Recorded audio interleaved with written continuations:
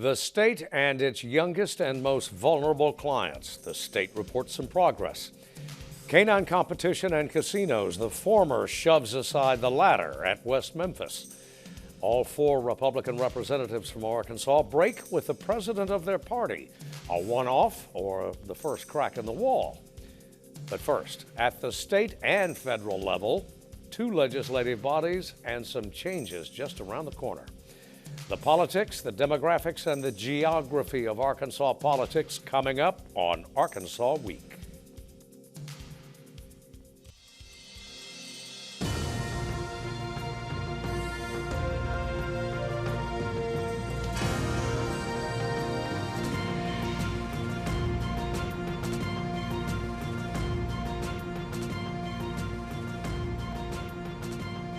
Support for Arkansas Week provided by the Arkansas Democrat-Gazette, the Arkansas Times, and KUAR-FM 89.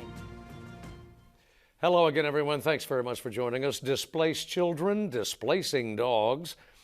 An Arkansas congressional delegation disgruntled with the president of its party. All that coming up. But first, coming up in a few short months, a task that rolls around every 10 years, drawing new district lines for members of the General Assembly and our 4 U.S. representatives. That won't displace any voters, but it will replace some of their legislators, state and federal. Jamie Gates, a Conway Chamber of Commerce executive who likes to play with numbers, has been considering the population shifts the past decade, and he's been sharing them this past week and now with us. Jamie Gates, thanks very much for coming in. Absolutely. Look at the congressional level first. 1, 2, 3, 4 districts. We knew what was happening 8, 9, 10 years ago, in fact. It was the East, the Delta region, the North Central counties, and South Arkansas, hemorrhaging population. Yeah. Which means 2 other districts are going to have to shrink. Right. No, Let's take a look at it. You've got a map sure. here for it. Here's the existing congressional district layout now. Districts 1, 2, 3, and 4. Right. Yeah, so in an article I wrote recently about this, we said that we have all kind of experienced these changes subtly, and we understand them as consumers, as travelers, as people who just have relatives and business in all parts of the state. You can kind of see it and feel it. Politically, you don't get to experience it over time. The change is abrupt, and it's shocking to the system. And so you have seen a population that has slowly shifted from southeast to northwest. It's also become more suburban and more urban, and on the net, it's grown. Let's take a look at the demographics, just the sheer population shifts in another map here. Walk us through this, although I think the math should be obvious there. The first district, as it's constituted now, off about 40,000, South Arkansas 60, and in the meantime, the existing third district up 80,000. Yeah, what this map represents really is the challenge confronting the legislature to redistrict. This estimates the 2020 population as of April 1st, which is the official census date. Those are the existing district lines, and here's how out of whack they are with a population standard that all of those numbers need to be within 1% of each other to be within federal law. And so we see 80,000 residents are going to need to migrate to the deficit districts. And within the second, you still have to get rid of about 16,000 people. And because we're dividing one unitary state, it all works out. But how it works out is the big question. Yeah, that's always interesting every 10 years. Yeah. That's a nice little gun battle out there, although not as ferocious as the one over 135 legislative districts, which are going to have to be changed too. Some of them, anyway. Yeah, absolutely. So, we see that it's a little bit complicated to do 4. Well, it's extremely complicated and much more personal when you're doing 135. It's also an act that's done by a 3-person board of apportionment who are political figures themselves, frequently working in the same building and with and during a general assembly, the 135 people that they are redistricting. Some of the big dynamics present there, they're the same population figures, and they go down to a small level. So Benton and Washington County, who currently have 5 senators, they have enough people to justify another full Senate seat. On the southeast, almost the entire southeast half of the state, so we're talking from Blytheville, swooping all the way over to Oklahoma, to Mena, 8 contiguous Senate districts have lost the total of 1 Senate seat. So simply put, there's an option where you're going to take a senator from southeast Arkansas and you're going to send his seat up to 2 counties in northwest Arkansas. Some of us can remember when, and this was the days before Supreme Court one man, one vote, we can remember when so much political power was centered in eastern Arkansas. Well, now it's shifted in 2-3 generations. Yeah, absolutely. And, I think that's a good way to put it, is the political power was centered in a region. It's tempting to focus on personalities, people, the name next to the district number. There will be winners and losers there, but they'll be quickly forgotten, just like all of us. The lasting change is, what does this mean to the timber industry in South Arkansas? The tax and economic implications. That's right. What does it mean within agriculture, poultry versus row crops? We see our Jonesboro, Conway, and Fayetteville all had substantial growth, all 4-year institutions. Do we start to see changes in higher ed? Does that carry more influence? And same for highways. How do our funding formula, we've urbanized, suburbanized. Rural Arkansas will have less influence in the future. Do we change the way we fund highways? Those are big shifts, and they're all going to be realized during the 2021 session. Pity, to an extent, the gentleman or the lady, eventually, who will sit for the 1st Congressional District and the 4th. They will need a helicopter to get around that district. Yeah, one of the novelties, one of the solutions that we put forth, or I put forth in a column, was an easy fix to the 1st and the 3rd is to send Marion County, which has Bull Shoals, to the 1st, and that would give 1st Congressional District the distinction of having Lake Chico and Bull Shoals, which are almost unimaginably different places terrain in the and same mindsets. district. In every metric, they are very different. But logistically, the strain that it puts on a congressional staff, the member themselves, the breadth of subject matter that you have to think about, you can't be focused on just row crop. Challenger. Yeah, that's right. That's right. Yeah, you've got a mix, a bewildering mix almost of geopolitical factors and economic factors, social. Yeah, and who, it's still a numbers game when you're running for office. So where is the political seat of power, and how alike is it to the far-reaching portions of the district? In the 3rd and the 2nd, very influenced by, Conway's very influenced by Little Rock. Fayetteville's very influenced by Bentonville. In the 1st, is Harrison, extremely influenced non-politically by Jonesboro? I don't know that that's true, but they may be governed by someone. We may find out. That's right. Yeah. Conceivably, how big could the 3rd Congressional District be? 3, 4, 5 counties? Well, what I estimated was there's 2 solutions. An easy one is to move Marion County over to the 1st, and that one just is kind of commonsensical. It moves with the border.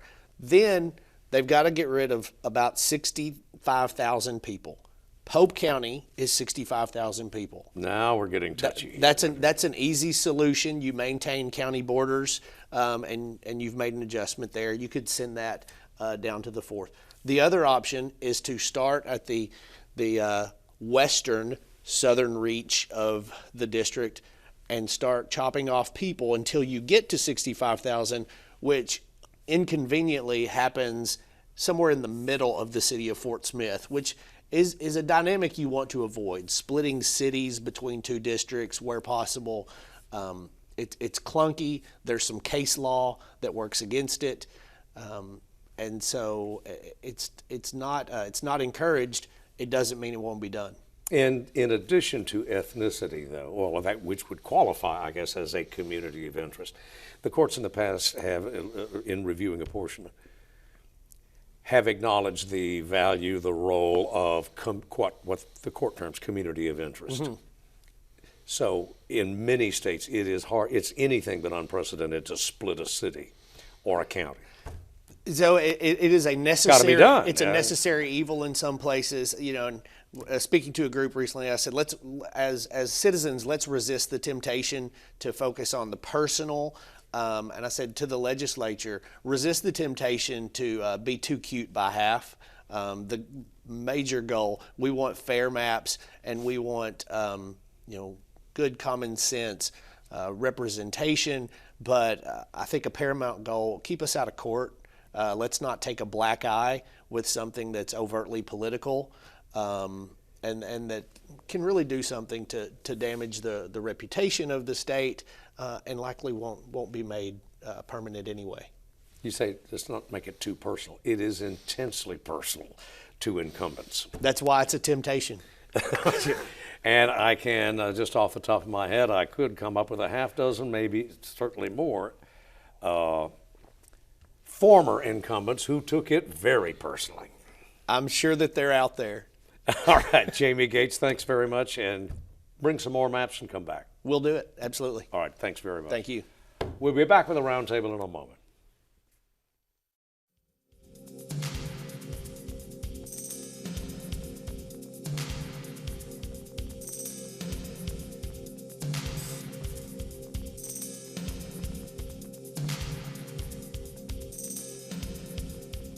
Back now with Michael Hiblin, news director at KUAR, Public Radio Central Arkansas, and Steve Braunard, independent journalist based in Little Rock. Thanks to everybody for coming in. Michael, the state social services apparatus, it seems like always under siege or always in the news, but the state, anyway, this past few days reported what it says is some pretty good news. Yeah, we got a new report from the Department of Human Services, the Family First Fits Us report. It's the third annual report since the state took steps to really improve major problems with the child welfare system. You had a disproportionate number of kids who were in foster care. You had caseworkers with an unmanageable number of cases that they were having to deal with. And you also had people and partners with the state who said they really weren't getting the support they needed. So there was a big concerted effort to really fix things in the department, and this was good news. The report was released Wednesday. I was there as leaders with DHS spoke about the details of the report. A few points here. The number of kids in foster care between 2016 and August of this year was down 18%. More children have been placed with relatives rather than going into foster homes. And you also had the average caseload of per frontline worker cut by a third, from 28 to 19 cases. So this was really celebrated. There is still saying that there's a lot of work to be done, but people there are very happy. The Deputy Director of DHS, Keisa Smith, said they're excited that this seems to suggest the changes they implemented are helping, that they are reaching the goals that they set. And the Division of Children and Family Services Director, Misha Martin, said Arkansas is also now on track to be one of only a few states that are in position to meet new federal standards, really the first child welfare reform efforts in decades. That it's really the steps that they've been taking have really changed things. After that press availability, they went over to talk with Governor Asa Hutchinson, and he released a statement later in the day saying that while there is still work that needs to be done, he's really happy that this shows that the state is doing a better job in helping the most vulnerable population. I suspect Mr. Hudson's got a sneak peek at the numbers anyway before they were released. But, Michael, this also, does it not reflect a shift in emphasis that's keeping kids with kin? That's a key part of this, keeping them in what they called a family. like setting. The bloodline. The bloodline, and so they're really happy with this. But yes, just making changes in how these kids are set up, and also just making sure that the caseworkers have something that is manageable. This took a little additional money to pull off, to make this progress. It did, and the state was able to get some grant money. Grant money also going to University of Arkansas at Little Rock to help in this effort. It has taken more money being directed and just more emphasis from the state as well, because this does take money, especially when you're looking at reducing the caseload. A key challenge, they said, is hiring on caseworkers and then giving them the adequate training and tools for them to properly handle these cases. Pretty grueling work. Indeed. Emotionally demanding in every way, Steve. And what they're doing is really hard. I mean, the fact is that there are thousands of children in Arkansas who live with families who are not able to take care of them, either because of drugs or there's abusive situations or for whatever reason, and it's a tough call in some cases. Some cases it's easy. You know that this child has got to come out of that house. Other cases it's harder. This is a tough decision on all situations. The state has been working with several nonprofit organizations very closely. The Call, Project Zero, Immerse Arkansas, different groups that are working to help with this situation. It's just a tough one. It's hard to get exactly right. You'll never get it exactly right, but this does show progress.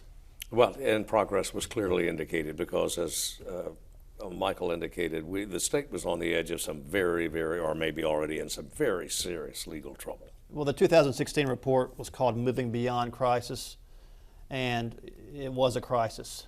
But it is, again, difficult. One time I was at the Libertarian Convention, and if you know the Libertarians, they are against all government at all, just about. And I asked one of the people there what he did for a living, and he said he was a foster care returnee. And so I asked him, is the state taking too many kids out of foster care? And I figured he would say yes. He's a libertarian. Of course he would say that the government shouldn't be taking kids away from their families. Right. And he said, I have never seen a case where a child shouldn't have come out of that home. So again, these are tough situations.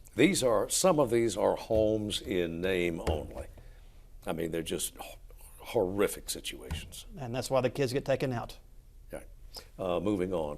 What wonders will occur after voters approve a constitutional amendment? To the absolute surprise of absolutely nobody, Greyhound racing is going to be phased out at West Memphis. It's been around for half century or longer. Yeah, 63 years now. You've seen changes to the state's two racetracks, Southland with Greyhound racing and Oaklawn with thoroughbred racing.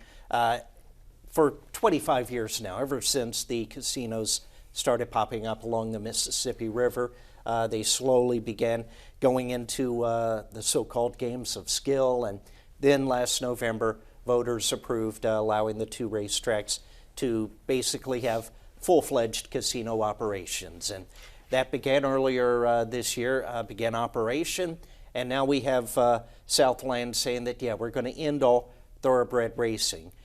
And it's part of a bigger trend. There are only 6 states in the country now that still have greyhound racing. Freudian there, or what? Yeah, well, we'll get to that. But yeah. It's it's going to be phased out here over a 3-year period, and it was formally approved on Thursday. Southland announced it, but also the State Gaming Commission formally approved it. And this, as you said, it's probably not much of a surprise, because having full-fledged casinos is really where the money is. Animal rights groups have been critical of dog racing for a long time, and Florida voters have voted to ban horse racing altogether, which is somewhat inconceivable. I was a reporter in Miami for 12 years, and I think there were 3 dog tracks in the vicinity, but they're going to end abruptly, whereas at Southland it's going to be a slow wind down, just slowly reducing the number of races each year and ending it by 2022. And part of what Southland is saying, that this will also allow these dogs to be adopted out and find homes and not be just an abrupt end.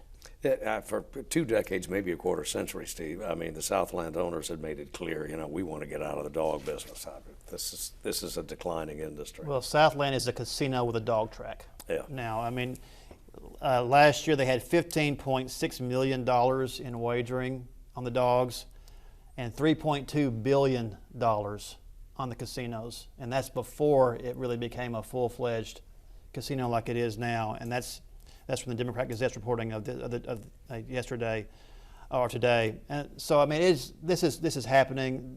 Dog racing is really fading out across the country. There was the threat of the voter initiative that would probably have succeeded. As far as Oaklawn, that actually helps Oaklawn because part of the amendment said that receipts from the casinos will go to purses, and now Oaklawn doesn't have to split that with Southland. So it appears that Oaklawn still they've come out and said they are still committed to horse racing. Oaklawn is a fairly significant horse racing track. The Arkansas Derby is a major event on the path to the Kentucky Derby. So it appears that we'll still have horse racing at least for a while, but it is no surprise that dog racing is done. And Oaklawn was adamant in saying that we have no plans to do away with horse racing. On to another subject, then. All 4 Arkansas U.S. representatives voted against the Trump administration. I don't know that that's happened, Steve, since the incumbent president took office. Well, all 4 of them voted, to basically condemn the Turkish action against the Kurds, and also, in opposition to the president's move with Turkey. So, this was a 354 to 60 vote. Basically, every Democrat. They weren't outliers, in their own party at all. No, they were not. Every Democrat voted for the resolution, and only, it was an overwhelming vote, 129 to 60 among Republicans. So, really not surprising that there would be this strong a statement. As far as the comments they made afterwards, that was instructive, as reported by the Democrat Gazette. You saw Representative Steve Womack and Representative French Hill with stronger condemnation in their comments, while Representative Rick Crawford in the 1st District and Representative Bruce Westerman in the 4th District much more measured. That's a direct result, probably, of the realities of their districts. First and third, more urban, less Trump supporting. Still very Trump supporting among Republicans, but the 1st and the 4th, you criticize President Trump to your peril if you're a Republican. It follows the party leadership in Congress too, also, and I think that gave our representatives the opening to actually be able to be very critical of this. You've got people like Governor Hutchinson who have been openly critical of the president, and saying that legitimate questions have been raised by the impeachment. But I think people like Mitch McConnell openly criticizing the situation there with Syria and Turkey.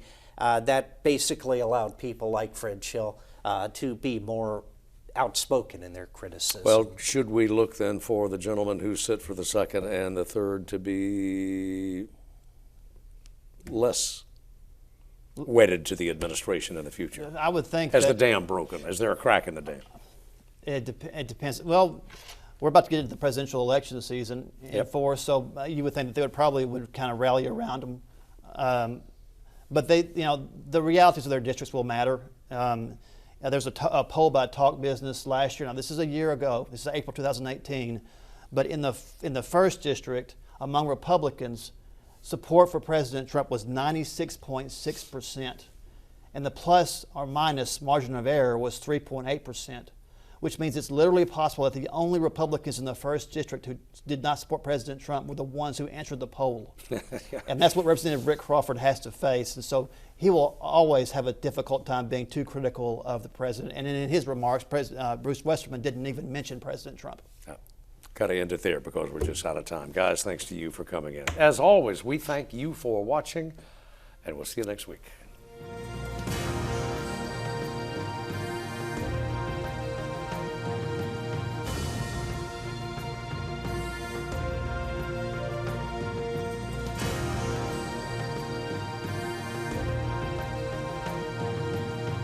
Support for Arkansas Week provided by the Arkansas Democrat-Gazette, the Arkansas Times, and KUAR-FM 89.